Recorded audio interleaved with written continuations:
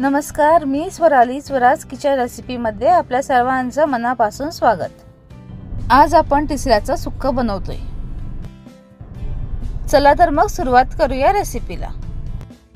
पण त्यापूर्वी बेल आयकॉनवर क्लिक करून स्वराज किचन रेसिपी या यूट्यूब चॅनलला सबस्क्राइब करा, म्हणजे माझे अपकमिंग व्हिडिओज आपल्याला मिस होणार नाही।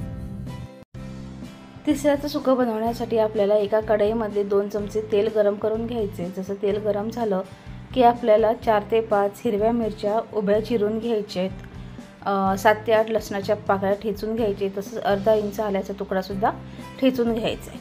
हे सगळे पदार्थ आपल्याला तेलामध्ये घालून म्हणजे कढईमध्ये घालून 2 ते 3 मिनिटं चांगले परतून घ्यायचे।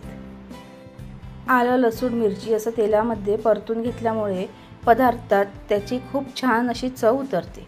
2 ते 3 मिनिटं परतून झाल्यावर मध्यम आकाराचे 2 ते 3 कांदे मी इथे बारीक चिरून घेतलेत आणि हे कांदे आपल्याला आता कढईमध्ये घालून कांदा ट्रान्सपरंट होईपर्यंत परतून घ्यायचा आहे।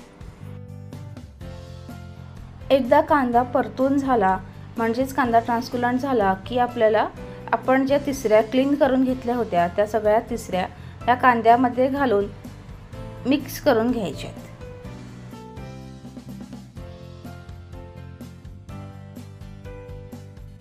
आता या तिसऱ्यामध्ये 2 ते 3 कोकम घालून तसंच अर्धा चमचा हळद पावडर आणि चवीनुसार मीठ घालून आपल्याला व्यवस्थित मिक्स करून घ्यायचे।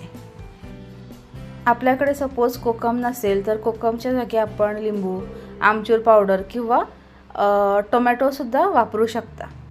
तसंच कुणाला जास्त तिखट हवं असेल तर इथे लाल मिरची पावडर किंवा मसाला सुद्धा वापरू शकता। आता आपल्याला या तिसऱ्यावर झाकण ठेवून एक 7 ते 8 मिनिटं या तिसऱ्या वाफवून घ्यायचे। तिसऱ्या पटकन शिजतात। एका 7-8 मिनिटांनंतर आपण पाहू शकता आपल्या तिसऱ्या इथे शिजलेल्या आहे। आपण झाकण काढून घेतलंय, थोडंसं मिक्स करून घेतलंय। आता आपण यात ओल्या नारळाचा चव घालायचा आहे आणि बारीक चिरलेली कोथिंबीर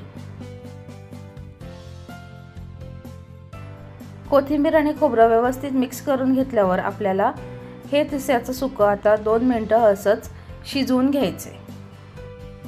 हे सुक्क शिजवताना आपला गॅस लो टू मीडियम फ्लेमवर असावा।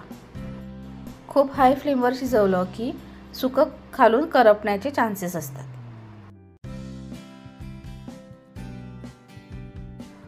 2 ते 3 मिनिटं मी इथे हे तिसऱ्याचं सुक्क शिजवून घेतलेलं आहे।